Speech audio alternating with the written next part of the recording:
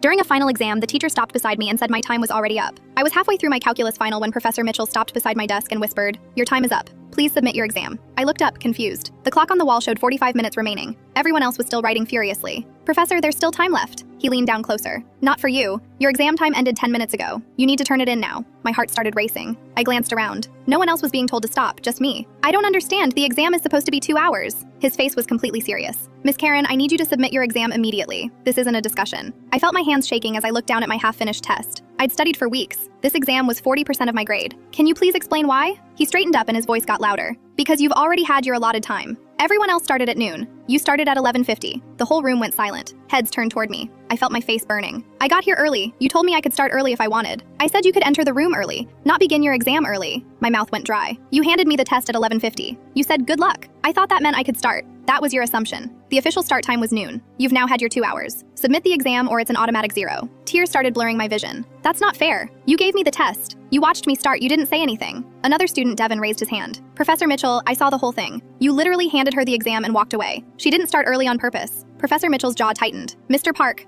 focus on your own exam unless you'd like to join Miss Karen in failing this course." Devin kept going anyway. "You're punishing her for something you did. That's messed up. One more word and you're both getting zeros." I was full on crying now but trying to stay quiet. My entire GPA was crashing because of 10 minutes. "Please, I need this grade to keep my scholarship. You should have been more careful about following instructions." I looked at my exam. Questions 1 through 8 were complete. Questions 9 through 15 were blank. I'd fail for sure if I submitted it now. But if I kept writing, he'd give me a 0 for the entire thing. Then Sarah, the girl next to me, did something incredible. She raised her hand. "Professor, I also started at 11:50. You handed me my exam at the same time as Maya. Are you taking mine too?" Professor Mitchell turned to her. "You started at noon." "No, I didn't. I have a timestamp on my scratch paper. 11:48 a.m. Check it." He walked over and looked at her paper. His face went red. "That doesn't prove when you started the exam." 3 more students raised their hands. One of them said, "I started at 11:55. You gave me my test early too." Another said, "I started at 11:52. Professor Mitchell was sweating now. "All of you need to focus on your own work." Devin stood up. "Or what? You'll fail all of us? Good luck explaining to the dean why half your class got zeros on the final." The room erupted. Students were talking over each other, calling out times, demanding answers. Professor Mitchell tried to regain control, but it was too late. "Everyone back to work immediately." Nobody listened. Sarah pulled out her phone.